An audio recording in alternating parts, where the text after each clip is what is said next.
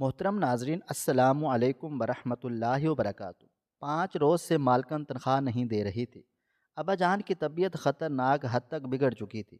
گھر لوٹی تو ابا جان کا سانس اکھڑا ہوا تھا۔ میں گھبرا کر میڈیکل سٹور کی طرف بھاگی۔ میڈیکل سٹور پر تراویح کا وقفہ تھا۔ میں نے روتے ہوئے میڈیکل سٹور کے مالک سے کہا کہ مجھے دوائی دے دو ورنہ میرا ابا مر جائے گا۔ اس نے مسکراتے ہوئے میرا ہاتھ پکڑ کر دبایا اور اشارہ کیا۔ میں نے اپنے ابا جان کی جان بچانے کے لیے اس کی بات مان لی۔ 2 گھنٹے کے بعد جب میں دوائی لے کے گھر واپس لوٹی تو سامنے ہی ٹوٹی ہوئی چپل کو گھسیٹ کر چلتے ہوئے نایاب نے آنکھ میں آتے ہوئے آنسوؤں کو بے دردی سے رگڑ ڈالا تھا۔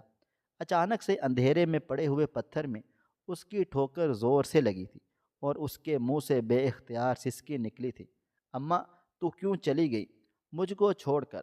وہ بلند آواز سے بلبلائی تھی۔ کچھ دیر وہیں بیٹھی رہی اور پھر جب اس کی انگلیوں پر نمی کا احساس ہوا تو خود ہی دوپٹے سے رگڑ کر پاؤں کو صاف کیا اور لنگڑاتے ہوئے اٹھ کر گھر کی جانب چل پڑی تھی۔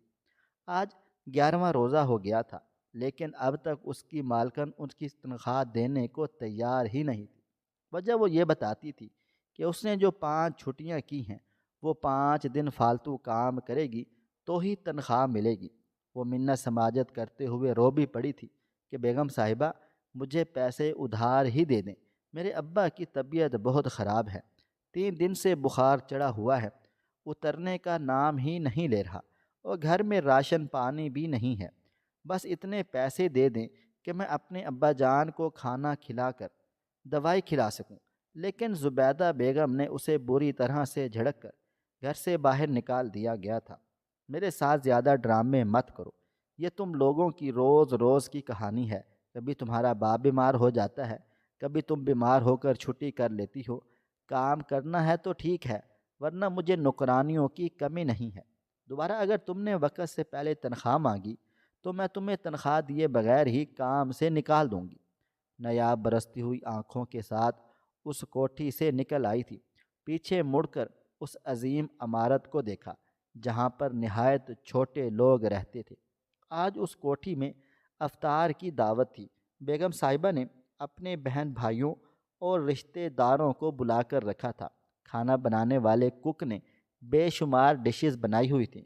کچن میں اس کے ساتھ کام کرتی رہی اور جب روزے کا وقت ہوا تو بیگم صاحبہ نے جان بوجھ کر اسے اذان سے پہلے ہی گھر سے بھگا دیا تھا، کیونکہ انہیں لگتا تھا کہ وہ حسرت بھری نظروں سے چیزوں کو دیکھتی رہتی ہے، جس کی وجہ سے چیزوں کو نظر لگ جانے کا ڈر تھا۔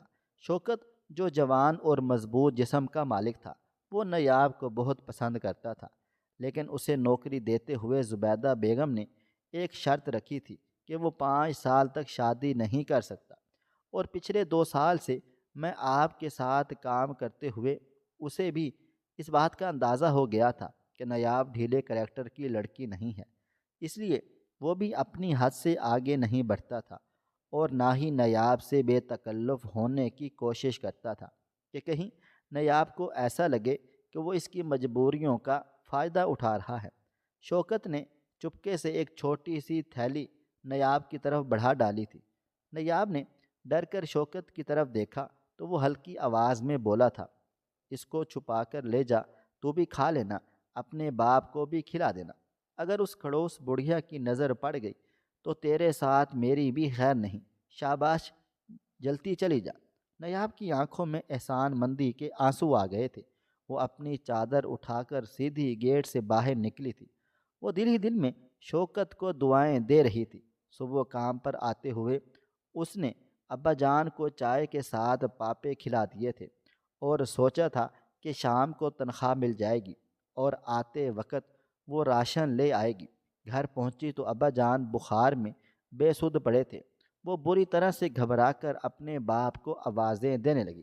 اماں جان کے جانے کے بعد ابا ہی اس کا واحد سہارا تھے۔ اس کا دل زور سے لرز اٹھا، کہیں ابا بھی تو اماں کی طرح اسے چھوڑ کر تو نہیں چلے گئے۔ وہ حلق کے بل چلائی تھی، ابا مجھے چھوڑ کر مت جانا، میرا تو اس دنیا میں کوئی بھی نہیں ہے، اماں تو پہلے ہی چلی گئی، تم مجھے اکیلا مت چھوڑ۔ اسی وقت پڑوسن رضیہ نے گھر میں دیوار سے جھانک کر کہا تھا، ارے لڑکی، کیوں چیخ چلا رہی ہے؟ کچھ نہیں ہوتا تیرے باپ کو، اتنا تیز بخار ہے۔ شام سے تیرا چاچا 2 بار چکر لگا چکا ہے، اس کے پاس بخار کی غنودگی میں ہے، جا جا کر اسٹور سے اس کی دوائی لیا۔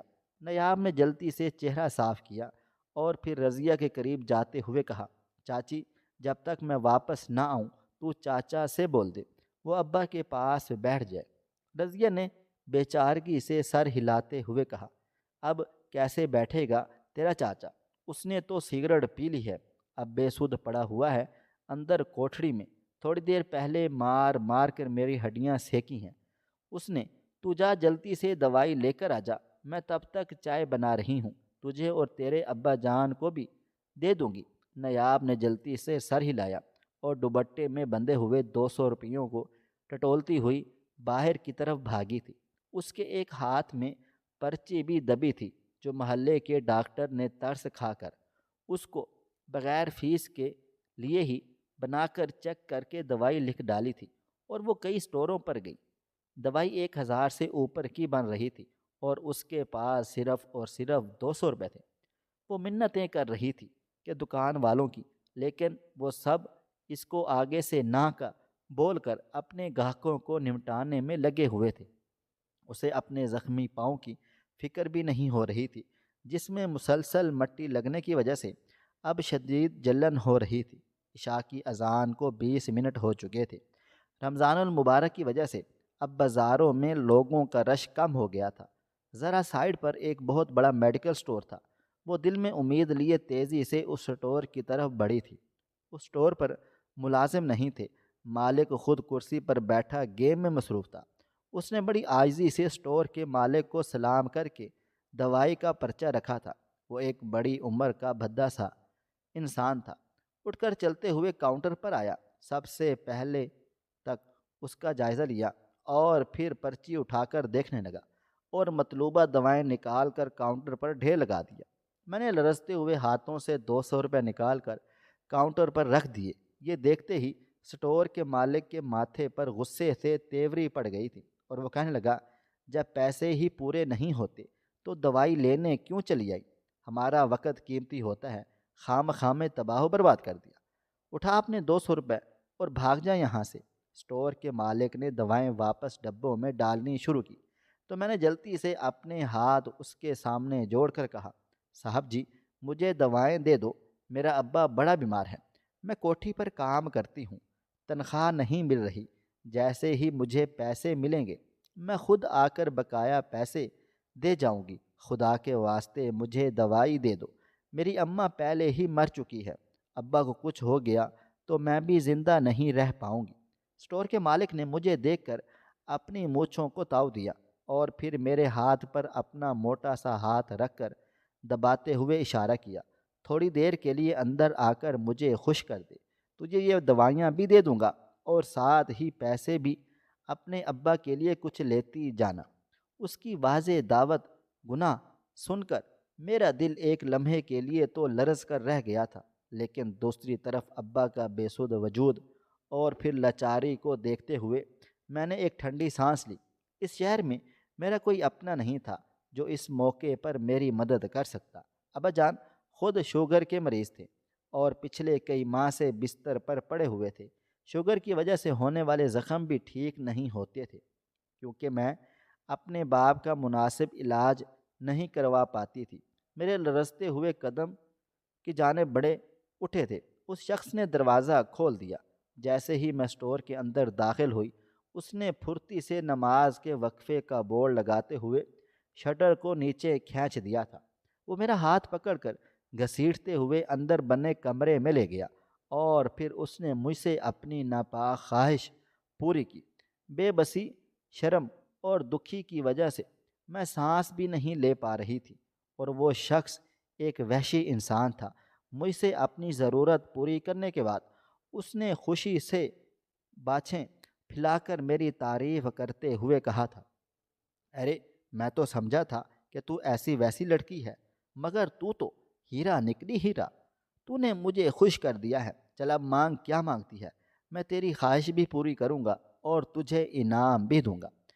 میں نے اپنے بکھرے ہوئے وجود کو سمیٹا، دور پڑی ہوئی میلی سی چادر اٹھا کر اپنے وجود کو ڈھکنے کی ناکام کوشش کی، جس کا کوئی فائدہ نہیں تھا۔ اب میرے پاس بچا ہی کیا تھا؟ میرے آنسو بار بار میرے گال پر پھیر رہے تھے۔ اس نے مجھے پانی کا گلاس بھر کر دیا اور پھر اپنی جیب سے نکال کر کئی ہزار روپے میری ہتھیلی پر رکھ کر کہا، لے جا پیسے، اور جب دوبارہ ضرورت ہو تو میری پاس چلی آنا۔ میں نے مشکل سے اپنے سر کو ہاں میں ہلایا اور اٹھ کر کھڑی ہو گئی تھی۔ مجھے گھر سے نکلے کافی وقت ہو چکا تھا۔ مجھے اب جلد سے جلد گھر پہنچنا تھا۔ اس شخص نے، جس کا میں ابھی نام بھی نہیں جانتی تھی، سائڈ پر بنی ہوئی کھڑکی سے گردن نکال کر ادھر ادھر دیکھا اور پھر پھرتی سے دکان کا شٹر اٹھا دیا۔ میں جلدی سے باہر نکلی تو اس نے دوائی کی تھیلی میرے ہاتھ میں پکڑاتے ہوئے میرے ہاتھ کو پکڑ کر پھر سے دبا دیا تھا۔ اس کے چہرے پر بے تحاشا خوشی تھی۔ میرے قدم اب تیزی سے گھر کی طرف بڑھ رہے تھے۔ درد کی وجہ سے میرا پورا وجود بے حال تھا۔ جسمانی تکلیف سے زیادہ میری روح تکلیف میں تھی۔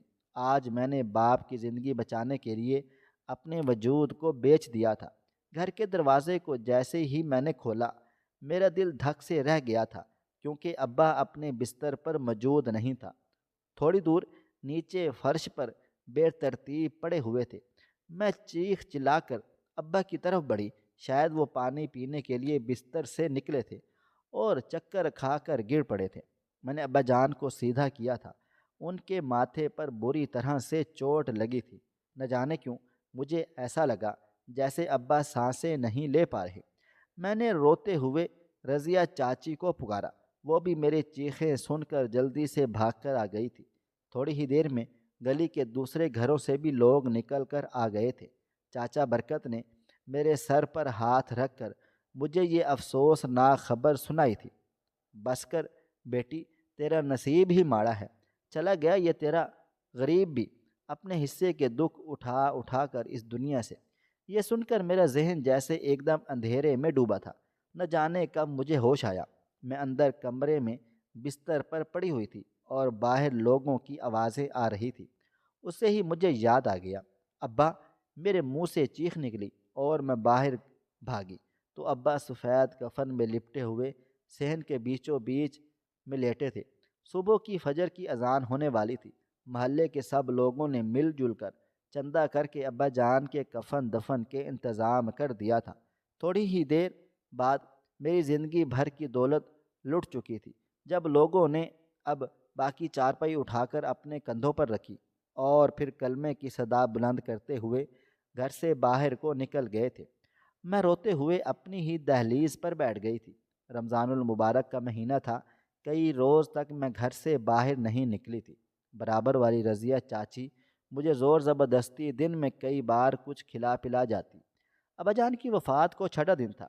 جب دروازے پر دستک ہوئی، میں نے دروازہ کھولا تو سامنے شوکت کھڑا تھا۔ اس کے چہرے پر پریشانی اور غصہ دونوں تھے۔ اس نے میرا چہرہ دیکھتے ہی اندازہ لگا لیا تھا۔ وہ نرم لہجے میں کہنے لگا، تو کام پر کیوں نہیں آ رہی؟ مالکن ناراض ہو رہی ہے۔ اگر تجھے کہیں اور کام مل گیا ہے تو کم سے کم ہمیں تو بتا دیتی۔ میں اسے دیکھ کر اپنا ضبط کھو بیٹھی اور روتے ہوئے اس کے بازو پر سر ٹکا دیا تھا۔ شوکت، میرے ابا چلے گئے مجھے چھوڑ کر۔ میں اب دھاڑے مار مار کر رو رہی تھی۔ اس کے ہاتھ میں پکڑے ہوئے سامان کی تھیلی نیچے گر گئی تھی۔ وہ میرے لیے راشن لایا ہوا تھا۔ وہ مجھے چپ کرواتے ہوئے خود بھی رو پڑا تھا۔ میرا ہاتھ پکڑ کر مجھے گھر کے اندر لے گیا۔ میں بھی سنبھل کر اب دور بیٹھ چکی تھی۔ اس نے دھیمے انداز میں مجھ سے کہا، نیاب جو ہونا تھا وہ ہو گیا ہے، اسے تو اب بدلا نہیں جا سکتا، لیکن اب بات تمہارے مستقبل کی ہے۔ آگے کیا سوچا ہے تم نے؟ کیا تمہارا کوئی رشتہ دار ہے جو تمہاری کفالت کی ذمہ داری اٹھا سکے، یا پھر زندگی گزارنے کے لیے تم خود ہی کچھ کرو گی؟ میں نے بے بسی سے اسے بتایا کہ میرے اماں ابا کا کوئی بھی رشتہ دار اس موقع پر صرف اس ڈر سے آگے نہیں آیا کہ کہیں میری ذمہ داری نہ اٹھانی پڑ جائے۔ میرا آسرا صرف اور صرف اللہ تعالیٰ کی ذات ہے اور میرا سہارا صرف میں خود ہوں۔ وہ بڑے دکھ اور افسوس سے میری طرف دیکھے چلے جا رہا تھا۔ اس نے مجھے واضح الفاظ میں کہا، اگر تم کہو تو میں اپنے اماں ابا کو تمہارے گھر بھیجوں؟ میں تمہیں بہت زیادہ دولت تو کما کر نہیں دے سکتا، اور نہ ہی تمہیں شہزادیوں جیسی زندگی دے سکتا ہوں، لیکن عزت کے ساتھ 2 وقت کی روٹی تو میں گھر کی 4 دیواری میں بٹھا کر کھلا سکتا ہوں، اور میں وعدہ بھی کرتا ہوں کہ کوئی بھی مصیبت تم تک نہیں پہنچے گی میرے ہوتے ہوئے۔ میں اس کی بات سن کر حیرت سے اس کے چہرے کی طرف دیکھ رہی تھی۔ اچانک یہ مجھے اپنے ساتھ ہوئے اس ظلم کی یاد بھی آ گئی تھی، جب میں نے باپ کی زندگی بچانے کے لیے اپنی عزت کا سودا کر دیا تھا، اور میں نے شوکت کی بات سنتے ہی زور زور سے نفی میں اپنا سر ہلا دیا۔ میں تم سے شادی نہیں کر سکتی شوکت، میں اس قابل بھی نہیں ہوں کہ میری عزت کی جائے اور مجھے 4 دیواری میں بٹھا کر کھلایا پلایا جائے۔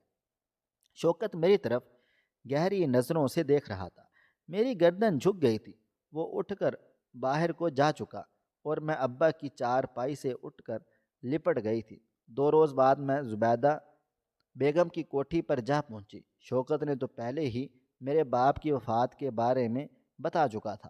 مجھے دیکھتے ہی ان کا رویہ کچھ نرم پڑ چکا تھا۔ تمہارے باپ کی وفات کا سن کر بڑا دکھ ہوا۔ ماں تو پہلے ہی نہیں تھی، اب ابا بھی چلا گیا۔ کیا کرو گی اتنی بڑی زندگی میں؟ اب تم کوئی اچھا انسان دیکھ کر تم شادی کر لو۔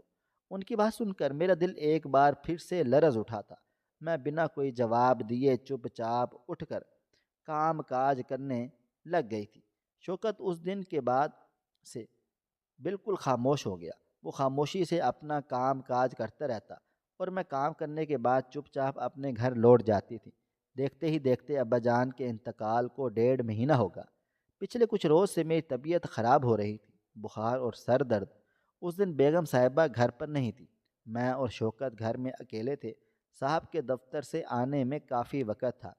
میں ڈرائنگ روم کی صفائی کر رہی تھی کہ اچانک میرے ساتھ چکرایا، اور میں نیچے کو زمین پر جا گری۔ شوکت نے مجھے زمین پر پڑا ہوا دیکھ لیا، اور وہ مجھے ڈاکٹر کے پاس لے گیا۔ ہم دونوں ڈاکٹر صاحب کے سامنے بیٹھے تھے۔ ڈاکٹر صاحب نے میری طبیعت چیک کرنے کے بعد مسکراتے ہوئے شوکت سے کہا کہ مبارک ہو، آپ کی بیوی ماں بننے والی ہے۔ کچھ دوائیں لکھ کر دے رہا ہوں، باقاعدگی سے استعمال کریں، اور کسی لیڈی ڈاکٹر کو بھی دکھا لیں۔ ان کی عمر بھی کم ہے، اور اس حساب سے کمزوری بہت زیادہ ہے۔ مجھے ایسا لگا جیسے کسی نے بھرے بازار میں مجھے ذلیل و رسوا کر دیا ہو۔ مارے شرمندگی کے مجھ سے اپنی نظر نہیں اٹھائی گئی۔ شوکت چپ چاپ خاموشی سے میرا ہاتھ پکڑ کر اٹھ کر کلینک سے باہر نکل آیا۔ میں اس کے پیچھے بائک پر بیٹھی چپ چاپ روئے چلی جا رہی تھی۔ وہ مجھے گھر لے جانے کی بجائے ایک پارک میں لے گیا۔ شام کا وقت تھا، اذان ہونے ہی والی تھی۔ مجھے ایک بینچ پر بٹھا کر وہ میرے سامنے ہی کھڑا ہو گیا، اور اس نے بہت سنجیدگی کے ساتھ ایک سوال کیا۔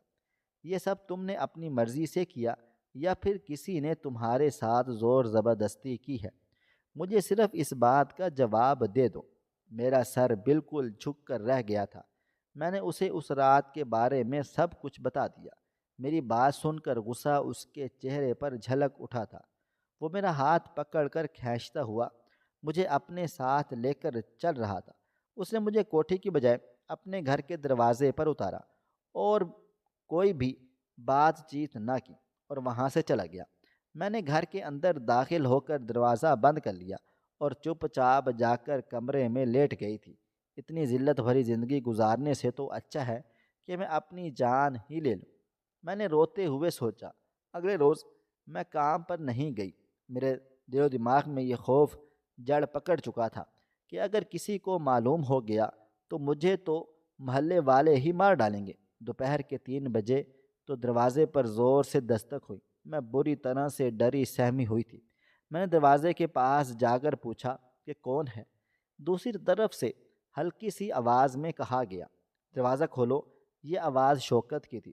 میں نے ڈرتے ڈرتے دروازہ کھولا تو شوکت کے ساتھ ساتھ اس کے ماں باپ بھی کھڑے ہوئے تھے۔ شوکت کی ماں نے میرے سر پر پیار سے ہاتھ رکھا، اور وہ لوگ اندر کو چلے آئے تھے۔ شوکت کی ماں نے سیدھی سادی بات کرتے ہوئے بتایا کہ شوکت مجھ سے جلد از جلد شادی کرنا چاہتا ہے۔ اگر تمہارا کوئی بڑا موجود ہے تو ہمیں بتاؤ، تاکہ ہم اسے نکاح کی بات کریں، اور اگر نہیں ہے تو تم ہمیں ہی اپنا ماں باپ سمجھو۔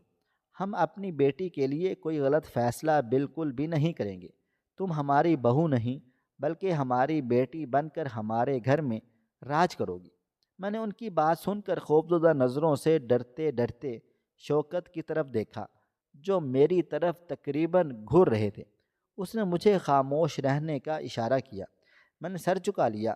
شوکت کی ماں نے میرے ہاتھ پر 1000 روپیہ رکھ دیے اور اپنے ساتھ لائی ہوئی مٹھائی کے ڈبے میں سے ایک ٹکڑا نکال کر میرا منہ میٹھا کروا دیا۔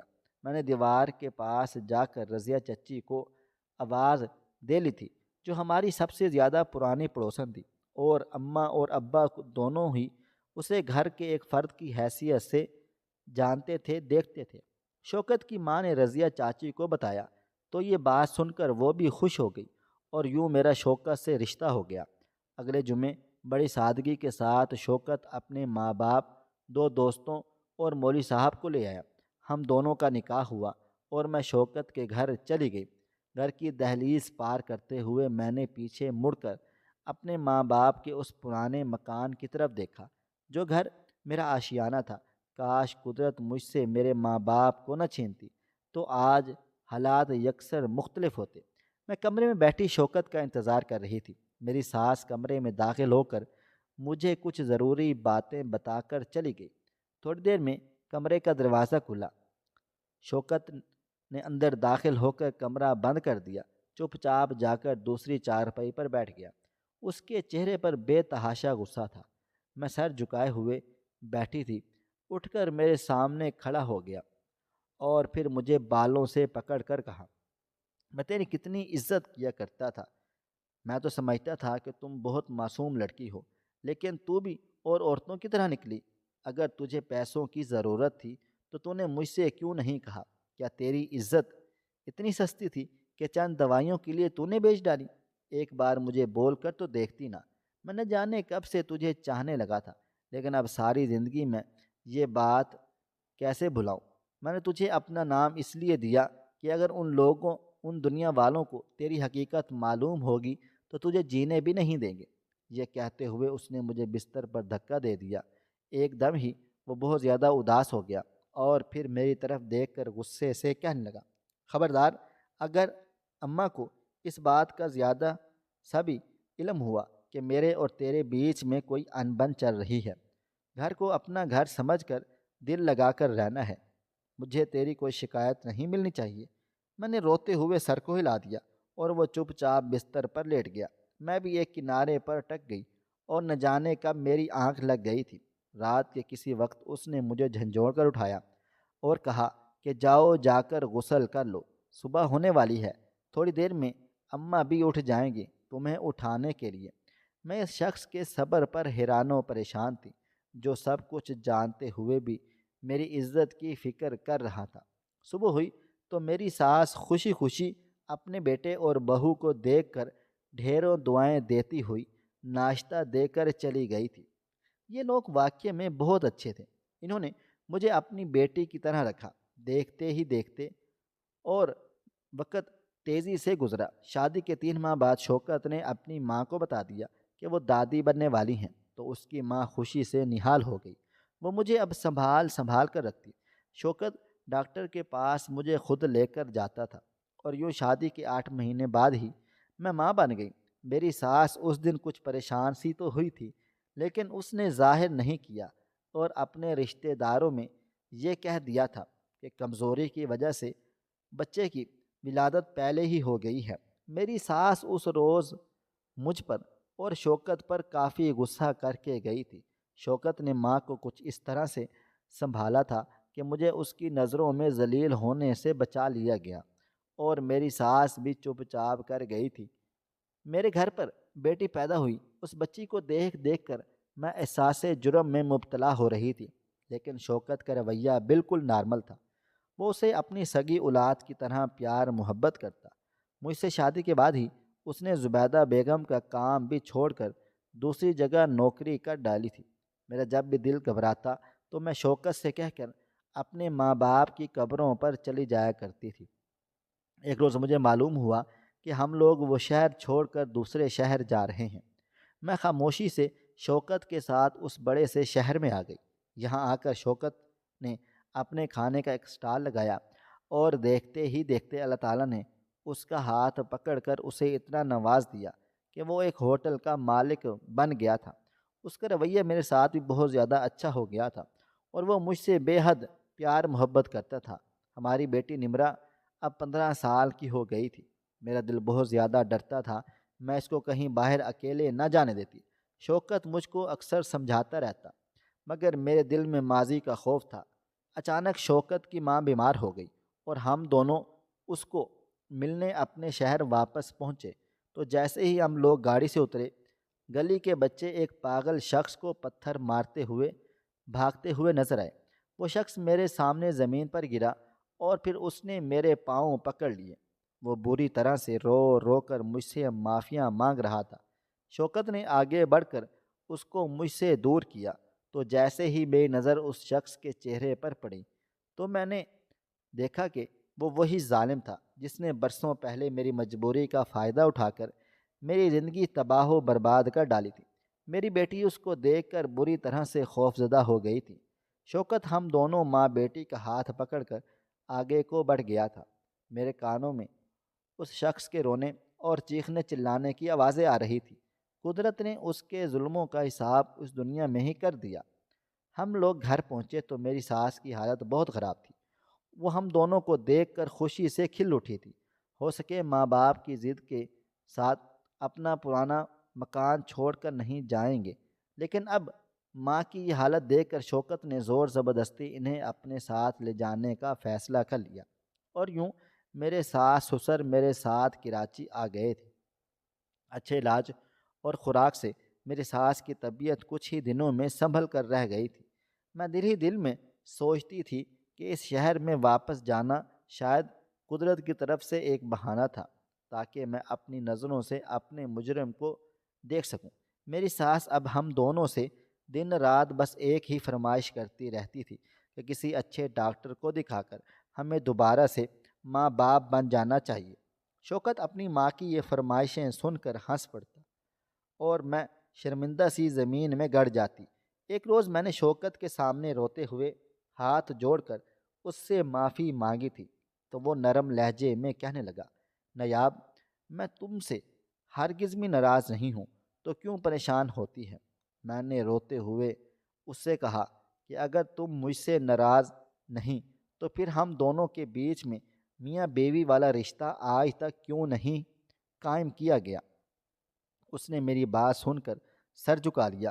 وقت گزرا تو شوکت کا رویہ بدل گیا، اور اس نے مجھے اپنی بیوی کا درجہ دے دیا تھا۔ یوں شادی کے 16 سال کے بعد اللہ تعالیٰ نے میری گود ہری کی۔ اللہ تعالیٰ نے مجھے اس بار بیٹے سے نوازا تھا۔ میری ساس پوتے کو پا کر خوش ہو گئی تھی۔ یہ شاید اللہ تعالیٰ کی طرف سے انعام تھا۔ اس نے مجھے شو کر دیا تھا، ہم سفر دیا تھا۔ اس کی جگہ کوئی اور شخص ہوتا تو شاید کبھی معاف نہ کر پاتا، اور میں بھی حرام موت کو گلے لگا کر اس احساس جرم سے نکل جاتی۔ لیکن خدا نے میرا نصیب بہترین لکھا ہوا تھا، اور مجھے شوکت مل گیا۔ شوکت نے سگی اولاد ہونے کے باوجود بھی کبھی میری بیٹی نمرہ سے بھید بھاؤ نہیں کیا، بلکہ وہ ایک غیرت مند باپ کی طرح اپنی بیٹی کی پرورش کر رہا تھا۔ اس دنیا میں اس طرح کا ہر طرح کا انسان پایا جاتا ہے۔ ایک بھیڑیا صفت انسان نے کسی غریب کی بیٹی کی مجبوری کا فائدہ اٹھا کر اس کی زندگی خراب کر ڈالی، اور دوسرے مرد نے میرا پردہ رکھنے کے لیے اپنی ساری عمر لگا ڈالی۔ نہ جانے کیوں ہم کسی کمزور کو دیکھ کر فرعون بن جاتے ہیں، اور یہ بھی نہیں سوچتے کہ سب سے بڑا منصف اللہ تعالیٰ کی ذات ہے، جو ہمارے نیک کاموں اور برائی کا صلہ ہمیں اس دنیا میں دینے پر قادر مطلق ہے۔